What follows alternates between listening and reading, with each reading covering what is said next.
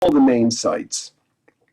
And after 2 weeks, I interestingly had a run-in with a rabbi who we got into conversation, a positive meeting. And he said to me, like, why in the world are you going to study Western civilization when you don't even know your own yet? I was like, Rabbi, what are you talking about? I went to Sunday school till I was 15. And he started asking me questions, and I realized pretty quickly that I wasn't as knowledgeable as I thought.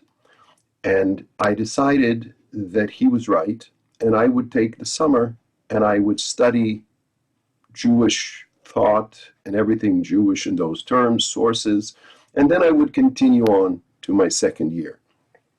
By the end of the summer, I realized that I had bitten off more than I could chew, that there was a lot more to this Jewish business than I had ever imagined, and I figured I'll take 1 year and figure it out. My father was a lawyer. He flipped out. You're playing games with scholarships. But I arranged it, and I took that year. By the end of that year, I realized what I really wanted to do was to be a rabbi and to be an academic. And that's what I set my goals to do, an academic in Jewish studies. And I studied, and 7 years later, I received a rabbinical ordination. And en route, I met my dear wife, Malki, and we began having our family. And we had a beautiful daughter and a beautiful son. And we had other children after that. But the second child, Yossi, was taken by Malki to a public health center to get one of his routine vaccinations. And unbeknown to the public at that time, and certainly unbeknown to us, the Ministry of Health was having severe issues with 2 batches of that vaccine, and many children were injured, and in a 6-month period, and Yossi was one of them, and he became blind, deaf, and severely hyperactive. Clearly, our young lives got flipped on their heads, and we struggled, and we had to make sense of what was happening to us. We had to make sense in some way of how to care for Yossi, and it was very, very challenging. We actually, after a year of struggling to get help, went to New York, enrolled Yossi in what was at the time the finest school for the blind in the States. It was called the Lighthouse on 59th and Lexington. And we lived in Brooklyn, and every day Yossi, as a 3-year-old, was off to school and back. People recognized that our lives were very, very tough. And one day, a former teacher of my wife from Israel was in New York, and she visited. And at the end of the conversation, she said, Malki, you know, she had not yet met Yossi, but she knew this is what she wanted to say, that it's wonderful that you want to care for this child at home, but it's not fair to your husband, your other children. And, you know, you should really consider taking this child out of the family setting so that you can get on with your life. You can't live a life in plastic the whole day. Malki cried that night and said, God, I'm never taking Yossi out of the house, but I promise you this, that if you ever decide to help our Yossi, I'm going to dedicate my life to helping other mothers with their children with disabilities that I know are crying just like me. And years went by. There was no significant change in Yossi. We came back after 5 years. I had already gone into the computer field and very successfully. And we came back to Israel, enrolled Yossi in the deaf school. And at the age of 8, a teacher in the deaf school put one palm on a table, which in Hebrew is shulchan, and into the other palm for days on end, she spelled 5 Hebrew letters in sign. This is a shin, a vav, a lamed, a chet, and a nun, which spells shulchan, or table. And after several days of this, Yossi suddenly smiled from ear to ear, and she recognized that he had just got his breakthrough to communication. She taught him the other letters of the Hebrew alphabet, and he learned how to sign letters and be signed letters and began to get communication. And on the basis of her work, another extraordinary speech therapist spent 2 years crawling into his mouth and taught him how to speak Hebrew synthetically. So now Yossi could speak.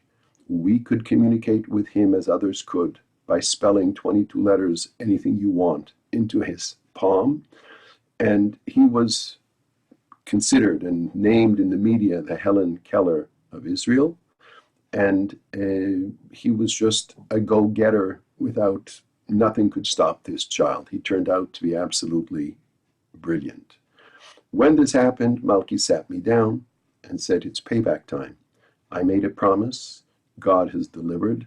I know exactly what I want to do, and I need your help. I was actually clueless. I had no idea how to help her get anything done. But one thing became evident, that if I didn't have funding in some way, it was just, a dream was a dream, but it could never be realized. And in really quite amazing ways, I ran into a friend of my father in Vancouver when my dad was ill, and he decided that he would help us get started. And I'm going a few years down the road. There was a lot of effort put into it without success. And in 1990, 30 years ago, we opened a small after-school play group called Shalva, meaning peace of mind. It's mentioned once in the whole Bible. If you want to look at Psalm 122, verse 7, may there be peace in your walls, Shalva, serenity in your palaces. And what we very much wanted to give families was the concept that, hey, you're not alone. You can still have a quality life, and we're going to give you some peace of mind. We're going to give you Shalva. So Malki began with 2 staff, a couple of volunteers, one after-school program where the kids would come directly from school rather than go home, and they would be at Shalva till 6. Malki gave them hot dinner, and they arrived home after Malki had bussed them home at 6:30. So all of a sudden, instead of having a day that was broken, where a child with disabilities came home at whatever hour that might be, if it's a youngster at 2 o'clock or 3 o'clock or 3:30, here the parents were able to work, to study, the siblings were able to come home and have quality life with their parents, and the child with a disability could come home to a loving family that were amply prepared to receive him. From that humble beginning with 6 children in 1 garden apartment, Malki began her journey, never let up, and she began to create new programs very quickly. She created an overnight respite program that was totally and remains totally unique. It's every night of the week, a different set of youngsters sleep over. So if today's Sunday, the child went to school 7:30 in the morning on Sunday, the government pays for the schools, and comes to us in the afternoon, stays over with their friends, and in the morning get picked up by the school bus directly to school, come back in the afternoon, and we take them home on Monday night. What that means is that from Sunday morning through Monday night, that child is fully engaged, having the time of his life, getting extraordinary skills, and the 2 parents and the 2 or 3 or 4 children, whatever it may be, have an opportunity to have 2 days and a night of quality time together to do whatever is meaningful for them. Also, it developed into a Shabbat program, and then we have 70 kids and 70 staff and volunteers, and it's an enormous, enormous undertaking. From there, she opened up a program 20 years ago called Me and My Mommy. She cried one day and said that I can't live with myself. I know what it is to be lonely. I need a program for young mothers who just gave birth to babies with a disability. And we set up a program which each day of the week, 20 mothers come into our center. And those mothers, if it's again Sunday, every Sunday they're there for 5.5 hours. They get all the therapies they need in one place. They swim in magnificent pools. They have community. They have coffee and cake together. And very, very quickly, mothers get over the hardship of the new baby that they don't quite know how to cope with. And they have community. They have friends. And it's an amazing program, also completely unique. And it runs from birth to 1.5. Out of that grew daycare programs, out of that do preschool programs, summer camps, and then ultimately programs for young adults, whether that be occupational training, placement, and we also created independent living within the community, a number of apartments where we have either 6 young men or 6 young women, and they have full access to everything we provide at Shalva.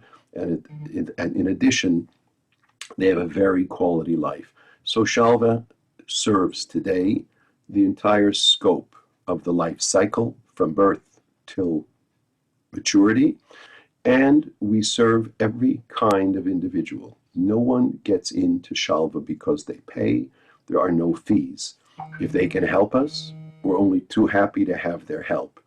But we serve the entire range of Israeli society, first come, first serve, from every ethnic group, and without any, we don't care who you are. If you're next in line, you are the person we are going to serve.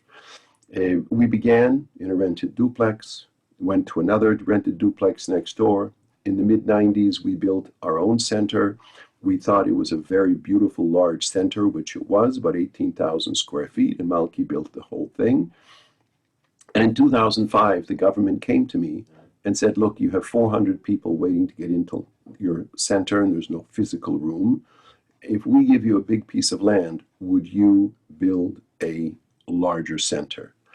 And I took a look at the land in the heart of Jerusalem, no less than 7 acres, and took Malki to see it.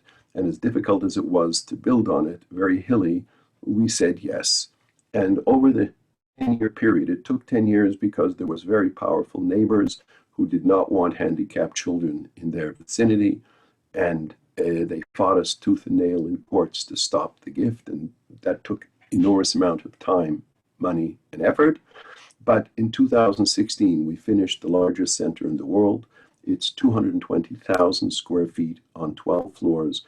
Facilities, you've seen it in the video somewhat, but it's facilities that have not been seen in this quality and in this scope for people in a center for disabilities.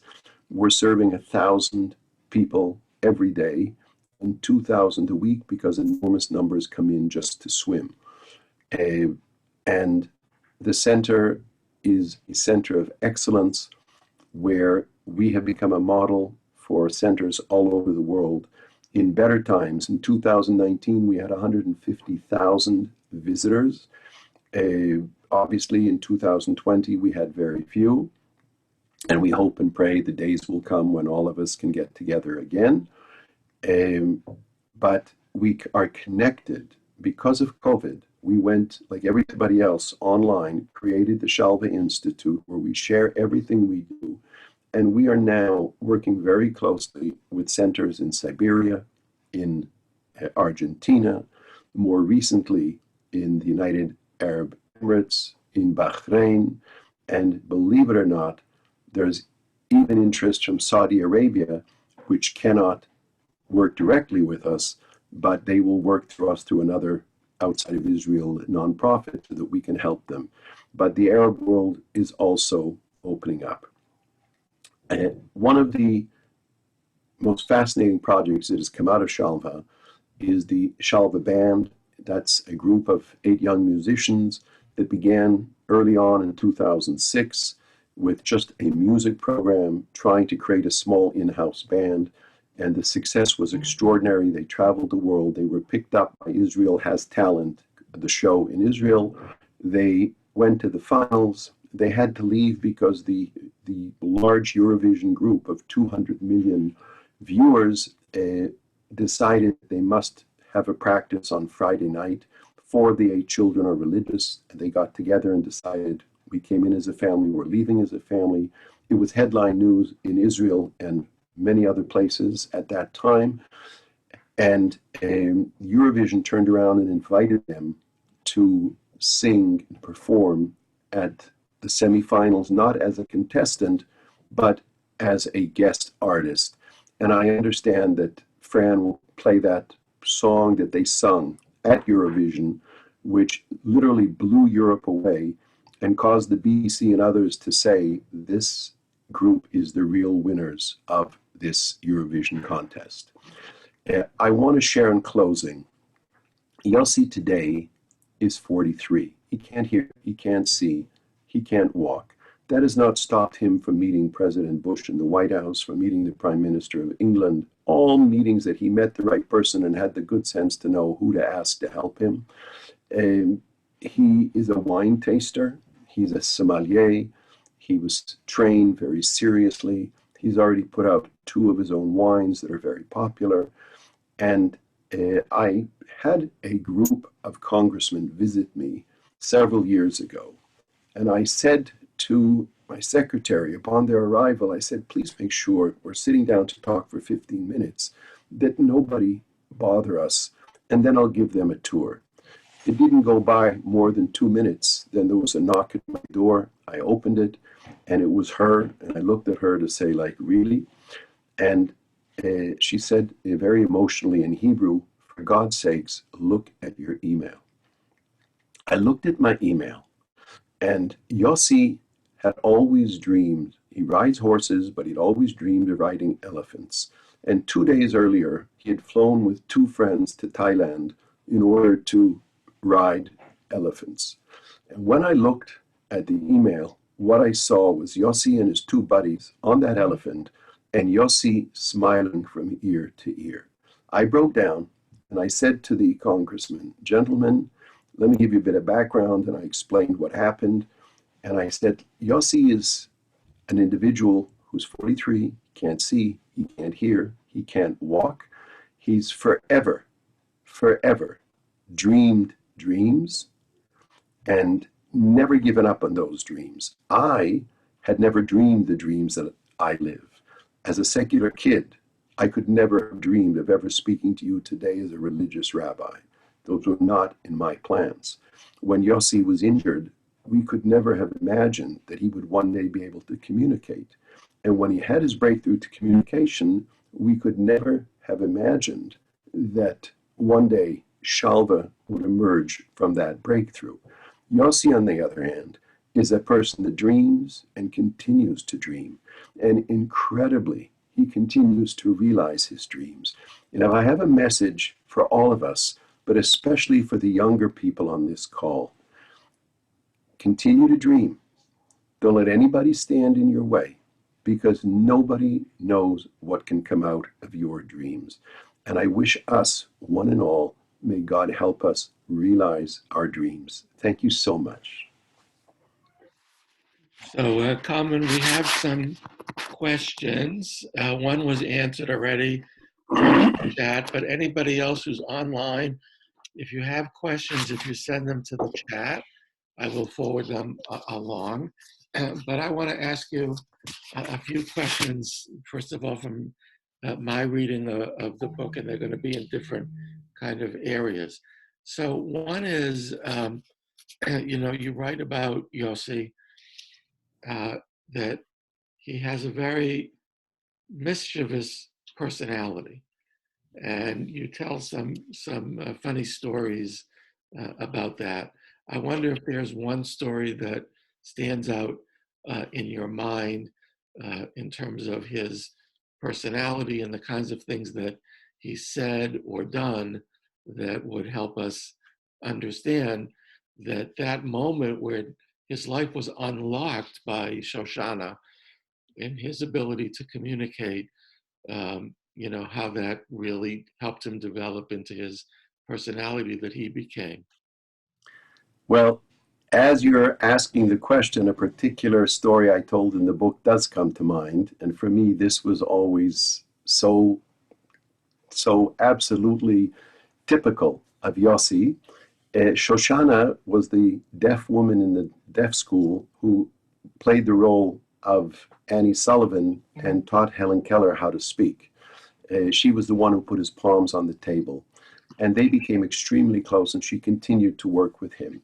And one day, she took him to a very large educational lecture she was giving to a group of some, 100 teachers, educational people.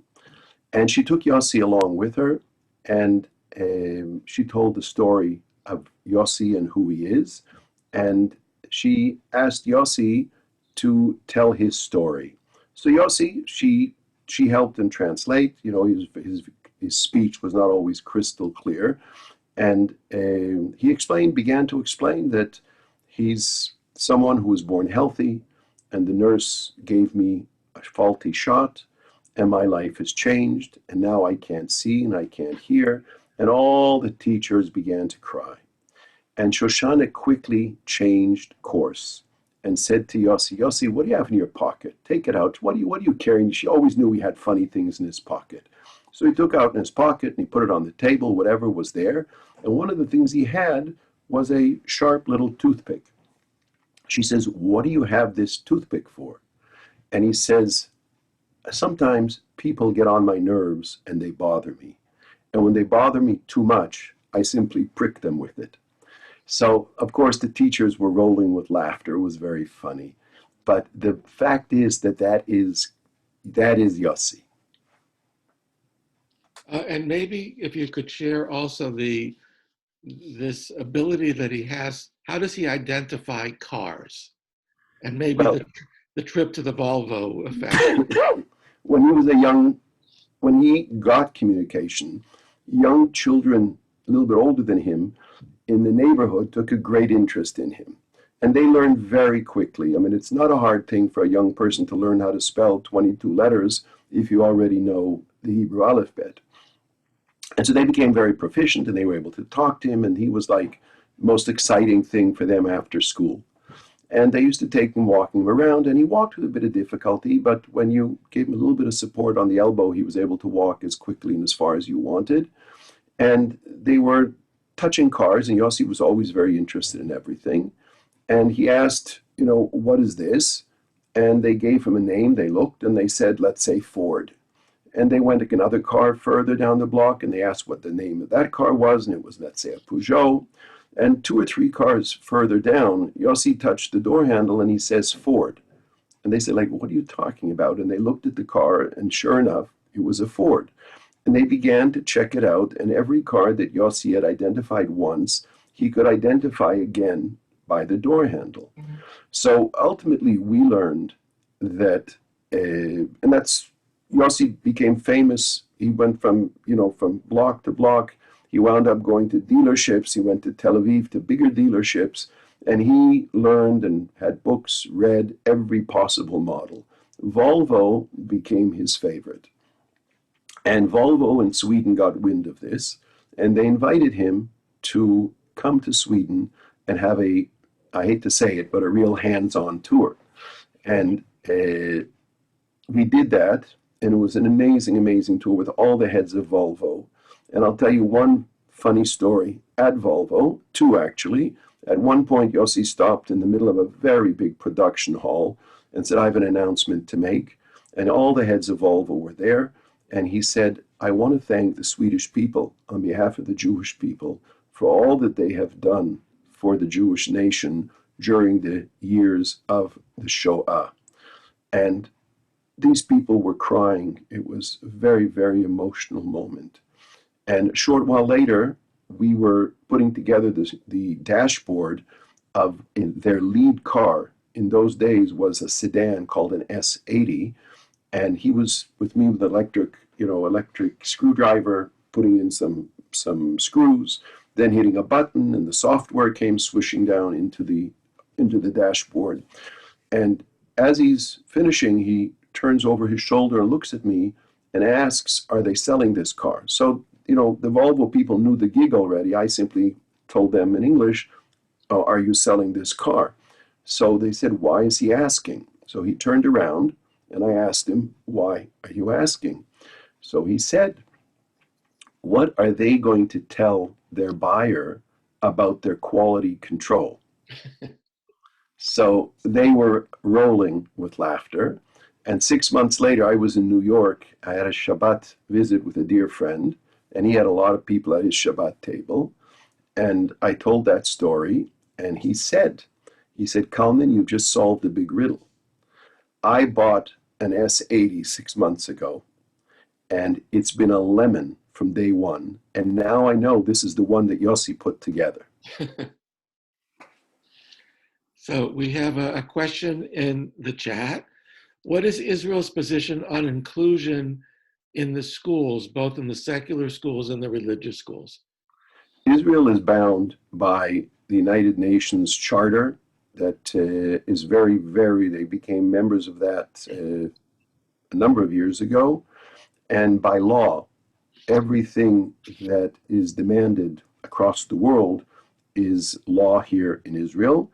And they may go to great efforts to make that happen. Is it perfect? No, it's not.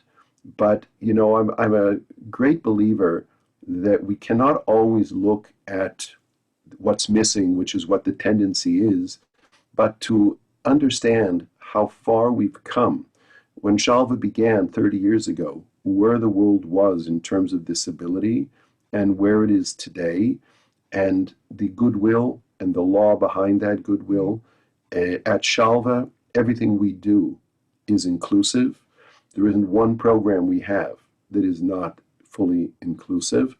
And I don't want to take the time to go into a lot of details, but it's really extraordinary, so much so that we're now at the beginning of a project studying Shalva's role in inclusion with Harvard. So it's very, very nice. I'm going to take us in a little bit of a different direction now. So this entire journey for you and Malki began as the result of a faulty vaccine. Right now, the world, of course, is counting on a vaccine. So your thoughts about the COVID-19 vaccines and how we could read your story and Yossi's story in the light of what's going on right now. I very, very clearly, I'm vaccinated for COVID vaccine. My wife, my children, we ran to get it as soon as it was as available. Yossi had a very unusual circumstance of basically government malpractice. They knew that they had severe problems with several batches of vaccine, and they continued. Nevertheless, in 1977, they probably could not get away with it today in the world of internet. But in those days, they were able to do it, and they injured hundreds of children needlessly. Yossi was one of them. That has nothing to do with the larger world of vaccines that have saved millions of lives around the world, and God willing, will protect us and make a breakthrough here with COVID.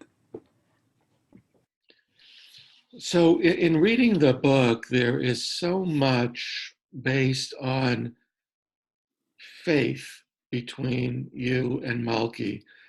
Can you talk a little bit also about her role? There were so many times in the book that it seems that she is the one that was pushing you forward in critical moments when you might not have gone in the same direction. Well, let's be clear. Uh, Malki didn't want this book. Malki's always under the radar, always has been. She's the dynamo that has created and pushed Shalva all these years. And I must say, we're no longer Malki with 4 staff. We have about 475 professional staff working for us. It's a $20 million operation.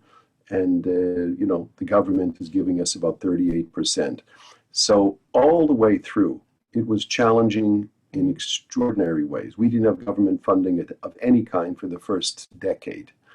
And Malki, I often get credit because people know me as the front man, but Malki has always been the brains of the outfit. And she's the one who pushed me at various times. And you're quite right that, I limited in amazingly ways what Malki had a role in the book, which he's never read. But nevertheless, she does come through, as you say, as the powerhouse that made it all happen.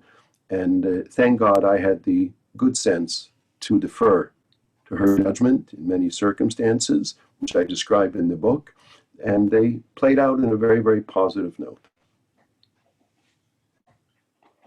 How does Yossi and his siblings get along? I understand at the beginning that Shoshana also taught all of the brothers and sisters to be able to do that uh, sign language on their hands so that they could communicate with him as well at the beginning. Yes. And let me just state factually that we were blessed after Yossi with five more children, and we have seven children. I have a daughter, five boys, and a younger daughter. And everything depends on the parents. And this is when I often give support groups at Shalva. When they have support groups, I open it up usually once a year. And one of the things I say to every parent is if you think your problem is your child with a disability, how mistaken you are. Your problem is you. Because if you or your wife are in any way sensitive or hesitant in the fact that this is your child and this is who you're caring for, this will be conveyed to your children, your other children.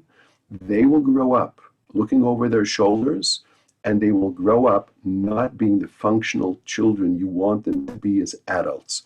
So your problems are much larger than a single child. If you decide to take this by the horns and recognize whether you're religious or not religious, it doesn't matter, but to recognize that this is my child and I'm going to do everything for him. So that's what we did. And Malki's attitude was very, very clear in these things. And this was conveyed to our kids. So they never grew up thinking Yossi is being different. And that was conveyed very clearly in a cute story in the book where we were sitting at our Shabbat table one Friday night and the children were little kids and they began to ask, what kind of girl could Yossi marry? So one said maybe a blind girl, one said maybe a deaf girl. And the youngest son was maybe 5.5, 6, and he burst out crying. And he says, why does Yossi have to marry a blind or deaf girl? He's perfectly normal. And we laughed because that's a product of how we raised them. So, however, the challenges are going to be there. We found two of our kids, little kids, hiding under the kitchen table. We said, why are you hiding?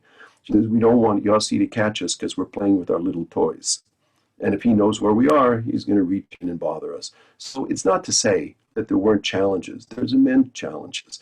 But as with everything else, parents dictate. And parents have to recognize that each of their children has a unique journey. And what is good for one is not necessarily good for the other. And it's that love and positiveness that will create all the difference.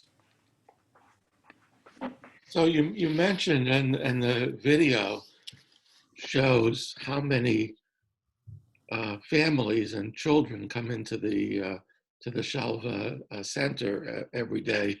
You said 1,000 or so a week, plus others who 1,000 a day. 1,000 a day. How do at the beginning it was just these 6 families sharing this apartment space of bringing their children. How do you keep that Shalva having a family sense to it and not an institutional one? The question you're raising was a fear that we had. We went from 2 apartments to a 18,000 square foot center, which was beautiful. And we were very afraid at that time of losing the quality of family. And to our great surprise and really positive, it remained completely, in quotes, a family affair with love and hope and everyone feeling close. And clearly, when we moved to in the 2016, when we moved to our enormous national center, that was our fear. But you have to be at the center to see it and understand it. When you're in the center, there is so much art on murals, art, color. The hallways, Malki was faulted by the architect that Malki wasting a lot of space, the length of the building, by creating such wide hallways. And Malki said, Randy, these are not hallways for me. These are living spaces. I don't need a hotel with a small, narrow hallway. And there's a sense of, on every floor, you're like on a floor of your own, and you would never think, well, what's on the next floor? And each floor has a different purpose and a different range of kids. But it's overwhelming in its beauty. And that, too, is not by accident. That too is to tell people that just because a young mother has a baby who has a disability does not mean that she, her husband, and her other children are not entitled to a quality life. And the message is very clear. I did want to see if anybody else who's on here has any other questions. I have one more question for Kalman, but if there's anybody else who has a question, if they could either put it in the chat or raise a hand. Uh, if not, I'm going to go to my maybe ultimate or penultimate question, depending. Um, what do you want people to know about children who are other abled?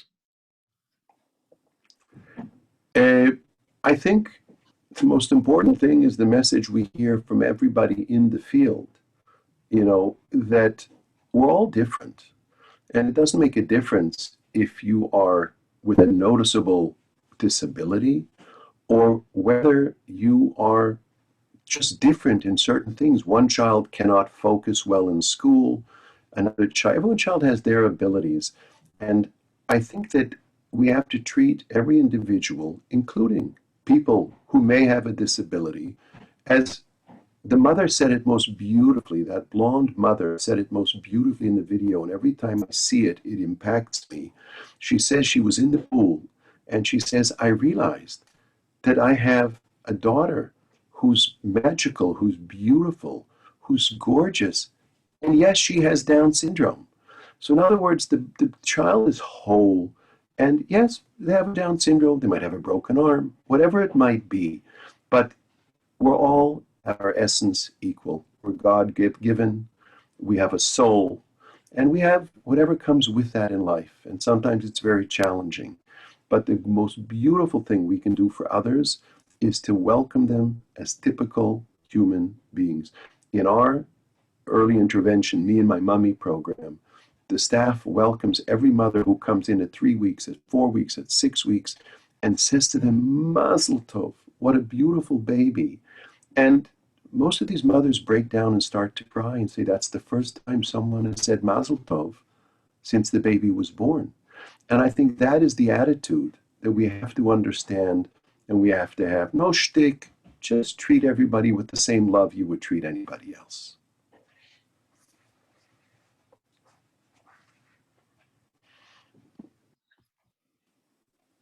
I had two more questions, and then we could go to that final video. Um, One is, can you tell us about the moment when Yoshi had his bar mitzvah?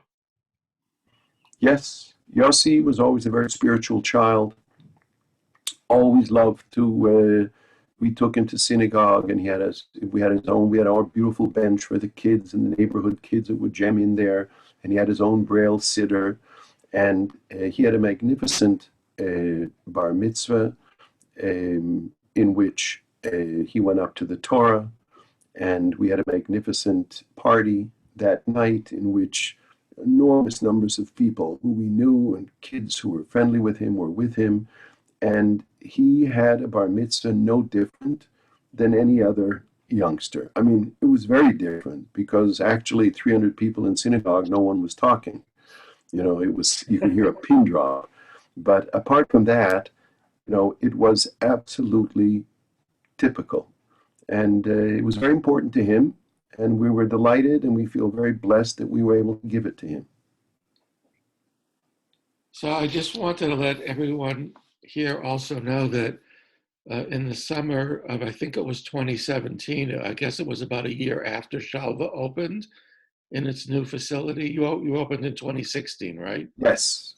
So in the summer of 2017, which was the last time that I was in Israel studying at Hartman, and the Hartman Institute has a day in their 10-day program where people choose a different track to go on.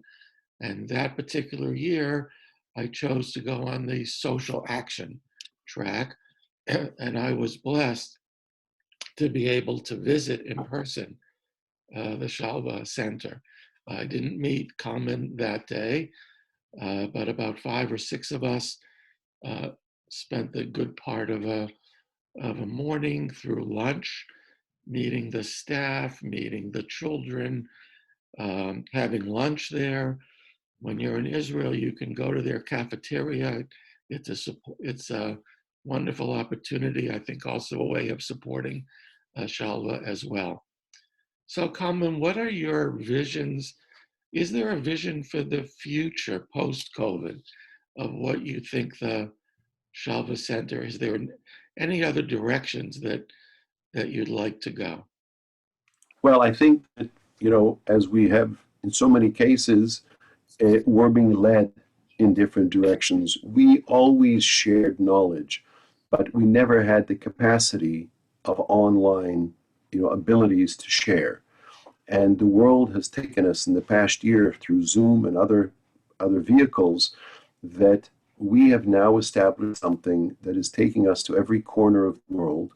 And it's really extraordinarily overwhelming. I view that. Shalva is not interested, I don't have the capability to build a new center in every town. If someone wants to build, we're there to help them. But Kalman Samuels is not in a position to start, my hands are full trying to keep this one together. But what we are is a center of excellence, where, as I mentioned, centers from all over take advice. And we don't consider ourselves to be the world experts, but we do have it turns out, enormous amount of very practical knowledge. Our programs are often very different. And there's an area there where the possibilities and the potential of engaging and helping other centers, other people globally is in our, it's all right here in the screen. So I view that as something very exciting. And quite honestly, if we can only get back to normal, that would be so wonderful. Is Yossi's wine available in the States? No, not yet. It's being checked at this moment. There's a import company that actually, thank you for reminding me. Since I had COVID, I forgot to check back with them. But we sent them out 2 samples, and it was being sold in a very big way at the airport. In the very big duty free here in Israel. But we weren't able to produce enough to start mass producing for bigger markets. But it is being checked out right now. And if they decide to take it, they certainly have the ability to put it in your local wine store. Well, then I think we'll be drinking it at our kiddush as soon as we can go back into the synagogue and as soon as we can get a hold of it. Again, I probably have 50 more questions, but again, everyone, get the book, read the book. There's so many more stories, so many more track lines to discover how this band got started that we're going to end with. And I just want to take a moment to thank Kalman, to wish him a refuah shlema, Amen. that he continues on his road to health, along with Kol Am Yisrael, to all of Israel and to all of us as well. And I want to thank Fran Cohen. I don't exactly know her title here, except she coordinated everything for us today. My pleasure. What is your Director of Community Outreach. Okay, so we're very happy that you joined us the other day and My you're with us pleasure. today. Thank you, Miriam, for getting the ball rolling on this. Thank you, Becca, for all the work that you do in Metro West. And we are really honored to have had this opportunity and this time with Kalman to share his story. Thank you, one and all. And I can just mention, Rabbi, if anyone wants the book, it's available on Amazon. Right. Our executive director asked, what can MJCBY do, Morristown Jewish Center Beit Yisrael, do to be helpful as well? If that's something you wanted to comment on? I would. Look, the needs are tremendous. We didn't go into it, and I'm not here for that purpose. But obviously, it's we're serving 1,000 kids a day. It's a $20 million project, of which I get, 38, 39% from the government for various programs, and our cafe that you mentioned and our events that we were hosting in recent years, we had 150,000 visitors a year, so we had another 14%. But the balance has to be raised from the private sector, and thank God the building is paid for. I don't believe in mortgages, and we worked very hard so that we should not have that burden on our head. But on an ongoing basis, we're always in need of help to continue. And if there's any way, anywhere, someone would like to refer us, we're always only too happy to speak to people about that. So Pam, we're expecting your $20 million check very soon. Listen, That's if I win the pool. Rabbi, I want to tell you something. We've built Shalva from small gifts, and that's been our success and our stability. That, it's very rare that these kinds of, forget about 20 million, but I mean, the bigger gifts are very, very rare.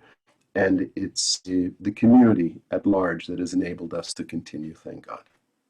It's the Bernie Sanders method of people. Oh, please, not on our phone call. But his method of fundraising, $18 at a time. Yeah, well, I give him credit for that. Yes. No, I wasn't. I was not making a supportive political statement. I didn't assume you were. All right, we're gonna end with this video of the band and their performance at Eurovision. Okay, I'm going to start it now. Okay. Thank you, everybody, for being part of this. Thank you so much.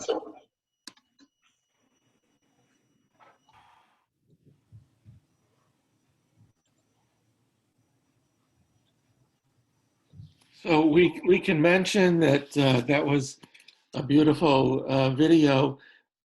We can mention that anyone who'd like to see more about Shalva can go to shalva.org.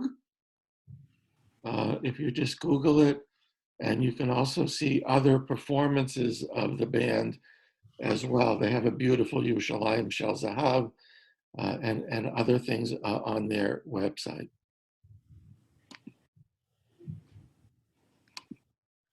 So we're going to end by thanking everybody for being part of our program today. And it was really, again, an honor to have Kalman with us. And thank you, Fran, for making the arrangements for us today. Thank you, one and all. Thank you. Privilege. Thank you so much. Thank Bye. you. God bless you. Bye-bye. Thank you. Good night. For us, it's good morning, but yeah.